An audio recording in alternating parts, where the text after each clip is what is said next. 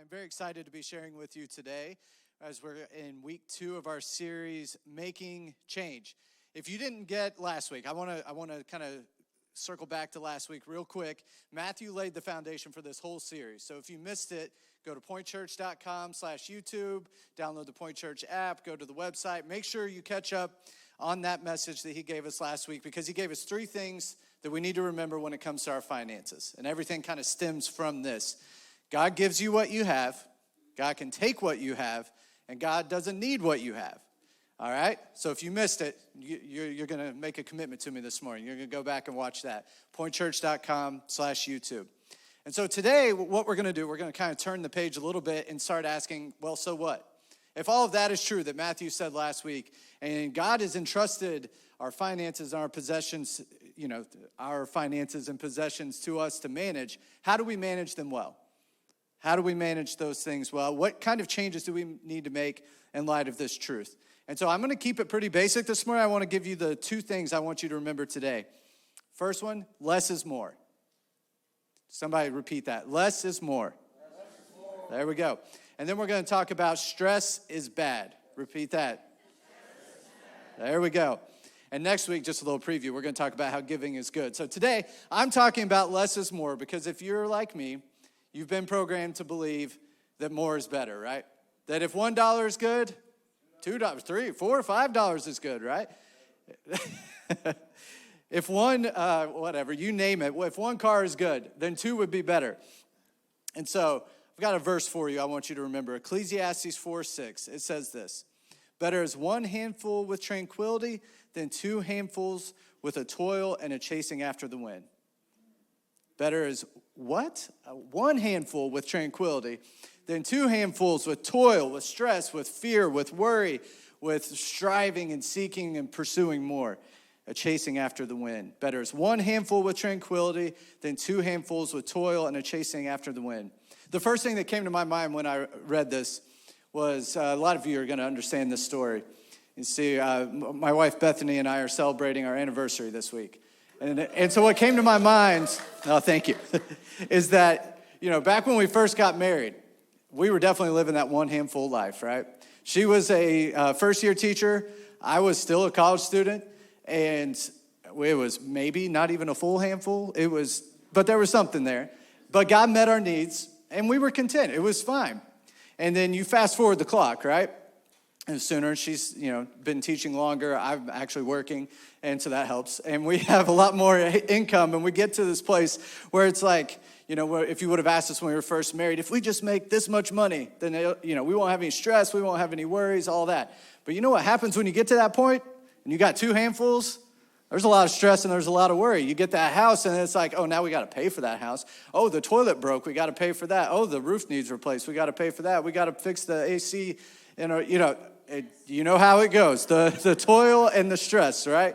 They come with 2 handfuls. And so as soon as I read that passage, I was like, oh yeah, I see what Solomon was getting at here.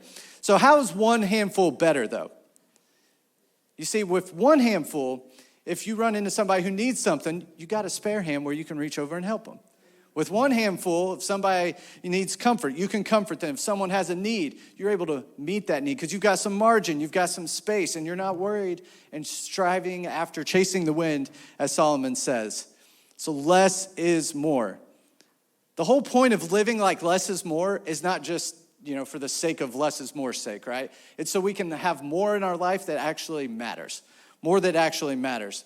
But before we get into that, I do want to look at, why do we think more is better? The Bible has a few things to say about this. There's this thing in the Bible that we don't really like to use this word. It's called greed. And I think we kind of got to get down to the root a little bit. You see, there's a story where this in the Gospels where a guy comes up to Jesus and he says, hey, tell my brother to divide the inheritance with me. That's a reasonable request, right?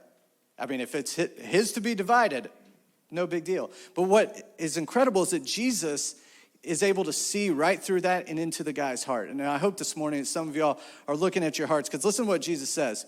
He says in Luke 12:15, watch out, be on your guard against all kinds of greed. Life does not consist in abundance of possessions.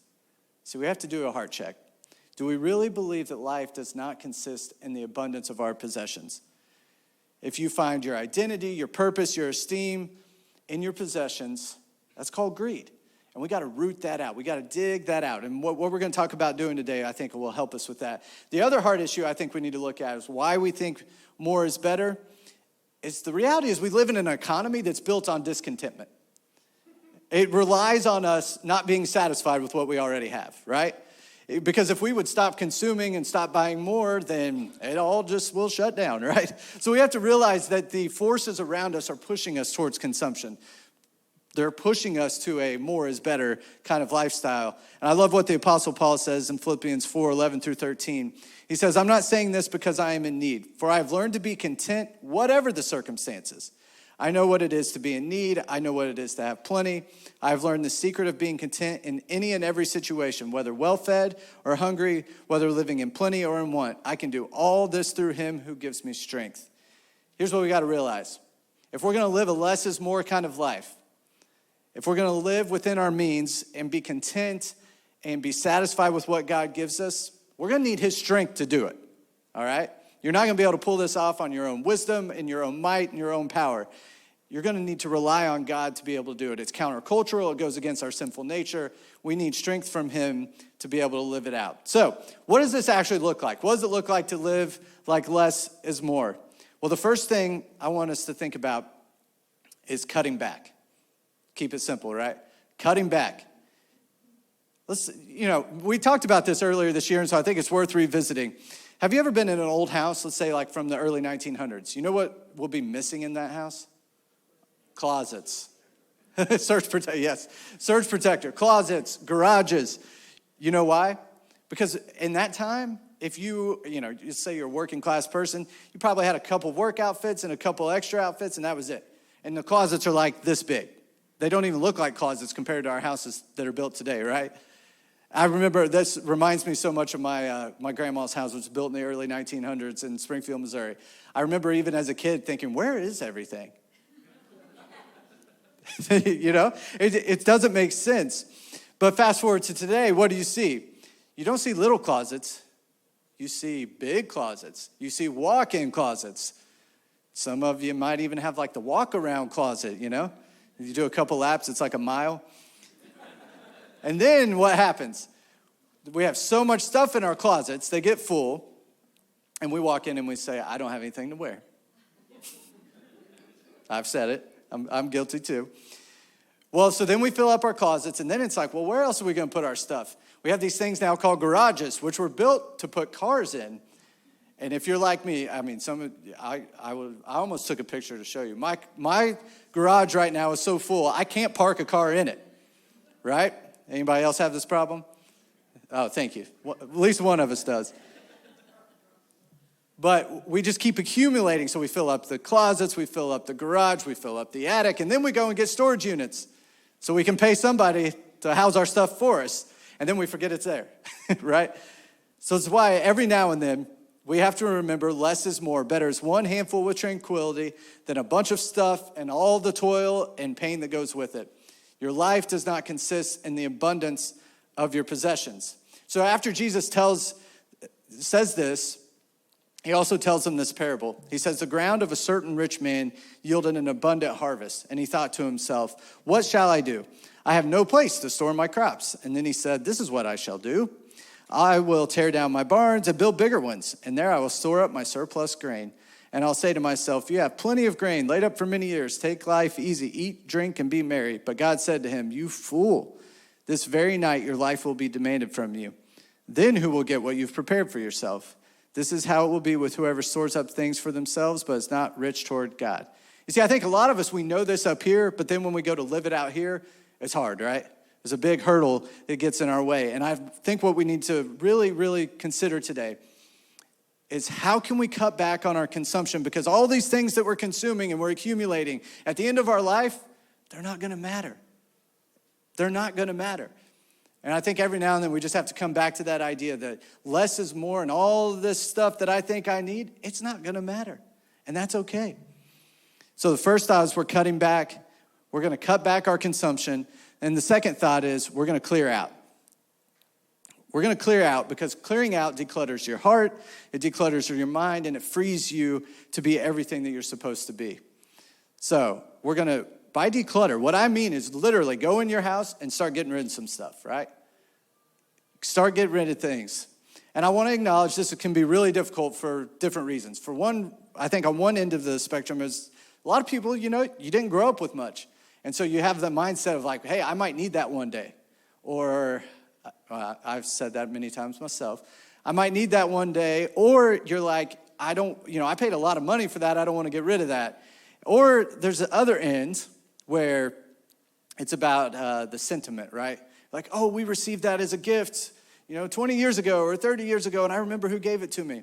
And there are some reasons I think we should, some heirlooms and things we can hold on to. But what I want us to acknowledge is that our life does not consist in the abundance of our possessions.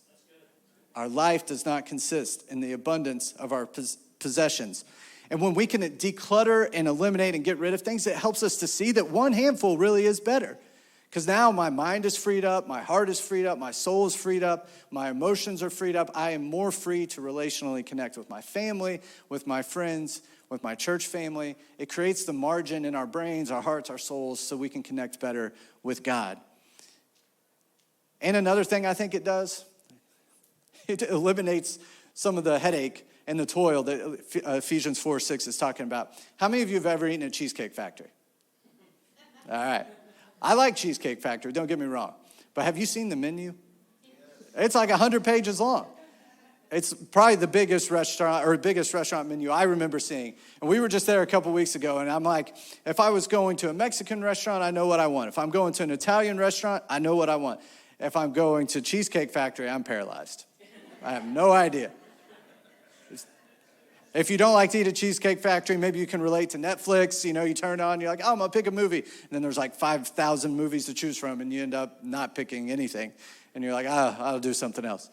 Because when we have so much and we're all cluttered, right, it's paralyzing, takes up our brain space, takes up our mental and emotional capacity, and we miss out on what God has for us. So literally this week, I'm challenging you.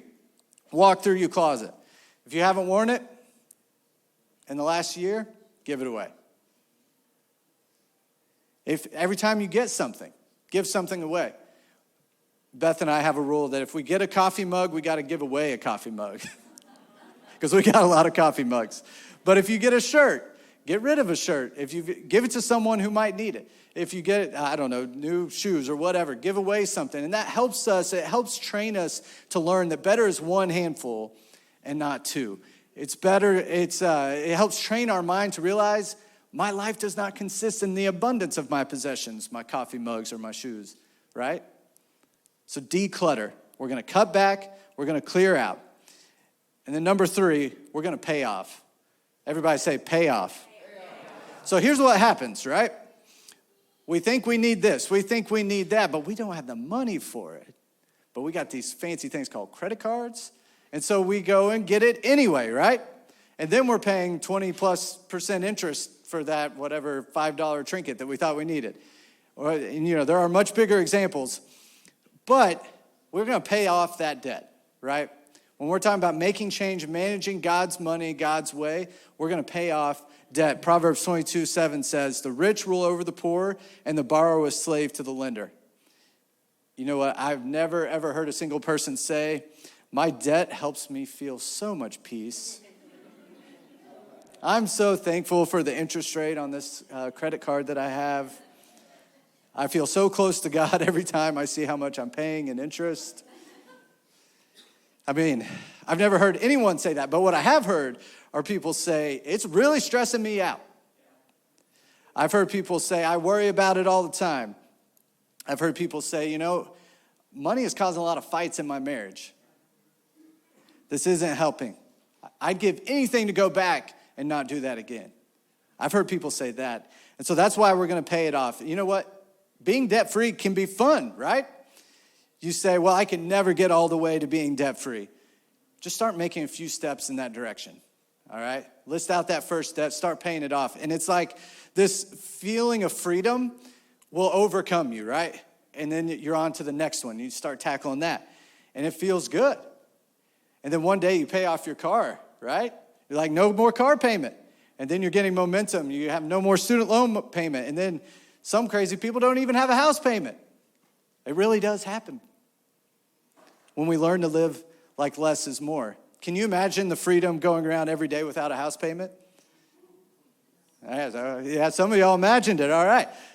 That's why I want to reiterate today, stress is bad.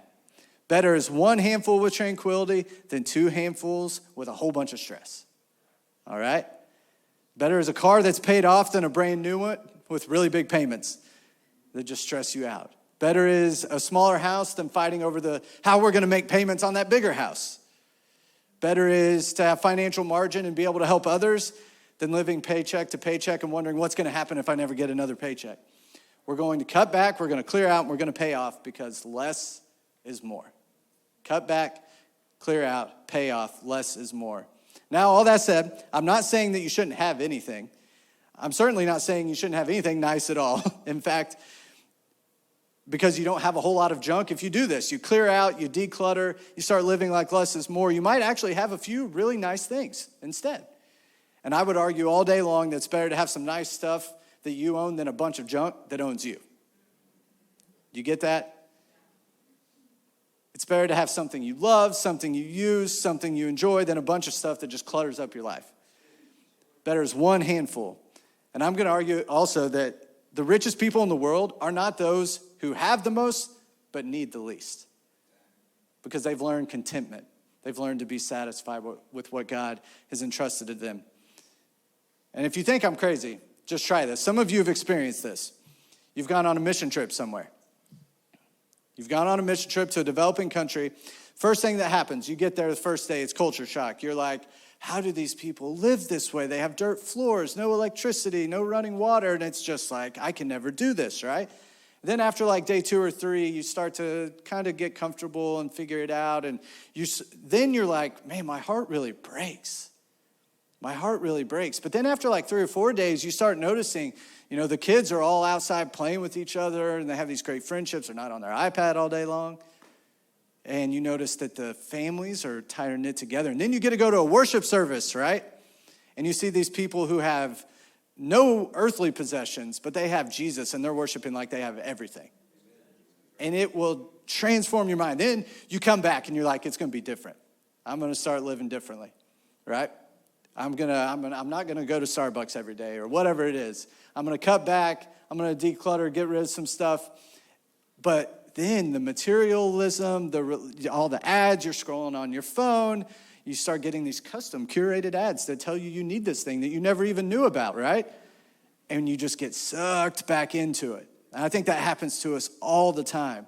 And so that's why I want us to have this so that we can remember less is more. Less is more. Stress is bad. Better is one handful with tranquility than two handfuls with a toil and a chasing after the wind. You see, we only have one life to live, y'all. So please understand that your life is too valuable. Your calling is too great. God has too many great things in store for you to manage things our own way and not listen to his way. When you understand that you're serving a good God who wants good things for you, he's put you on this earth for a purpose, not to accumulate stuff for yourself, but to point people to him. It can transform how we manage what he entrusts to us. Better is one handful with tranquility than two handfuls with toil and a chasing after wind. So, coming back to pay it off, here's what I want to challenge you with. If you find yourself in debt today, I'm not here to condemn you. I'm here to challenge you. It's time to pay it off. Make a plan, start paying it off. I want to give you 3 prayers to pray when you're trying to get out of debt. Here's the first one. God, give me self-control. God, give me self-control. Like a city whose walls are broken down is a person who lacks self-control. Proverbs 25:28. Second, God, give me understanding. God, give me understanding. Hosea 4:6 says, my people are destroyed for lack of knowledge. And number 3, God, give me a plan. Proverbs 21:5 says, the plans of the diligent lead to profit as surely as haste leads to poverty. So I want to challenge everybody, whether you're in debt or not, I want to challenge you to make a plan. And you know what we call a plan for money? A budget. And some of y'all are like, oh, I don't like that B word, right? That was my wife, Bethany, saying boo. Budget is just another word for a plan. And if you're going to manage what God has entrusted to you well, you need a plan, okay? And so I want you to write this website down. There's an insert in your program that's going to be on the screen, pointchurch.com/financial freedom. And on this site, you're going to find worksheets to help you make a plan, all right? The first worksheet you'll see is there's an ongoing financial plan to give you the structure you need to create a plan and manage your money well. Secondly, there are recommended apps so that you can manage your money well. 3, there's a chart where you can list out your debts. We're talking about paying off debts. You got to start, you got to know what you got, right? So list them off and start paying them off. Make a plan and you start snowballing those things and paying them off. And number 4, there's a budget worksheet to help you actually build out a budget. I know I've talked to a lot of people who are like, I don't even know where to start. Well, this worksheet is where you need to start this week, all right? And I believe as you prayerfully build this budget, God is going to give you wisdom. It says right here, the plans of the diligent lead to profit as surely as haste leads to poverty. Let's be diligent. Let's make a plan and manage God's money God's way. And so here's what we need to recognize. Don't miss this. You can wander into debt. You can find yourself in a place financially where you didn't want to be. You can stumble into it, but you're never going to get out of it by wandering or stumbling. You're going to get out of it by being diligent with a plan. The plans of the diligent lead to profit. And I can say firsthand, the people I know who are the most generous, the most financially free, are not necessarily the people I know with the most money. They're not. But they're the people who have a plan for their money and stick to it. They have a plan and they stick to it. I've never met anyone who didn't want to be more generous and more financially stress-free. But what I found is a lot of people who want that but aren't willing to make a plan. And so I want to challenge you, make a plan for your money. And I want to give you a small example, or a vision, not a small example, but a vision of what is possible. You see, there's a family in our church who has done what we were talking about. They've paid down their debt. They've made a plan. They've lived like less is more, living below their means. And they've been doing this for years now. And they recently shared with us that they've gotten to a place where their biggest budget line item is money that they're giving away to others. Can you imagine kind of freedom that feels like? How awesome it feels to know if God asks you to give somebody something, you've got one handful and you've got one free, so you can hand it to them and you can help them.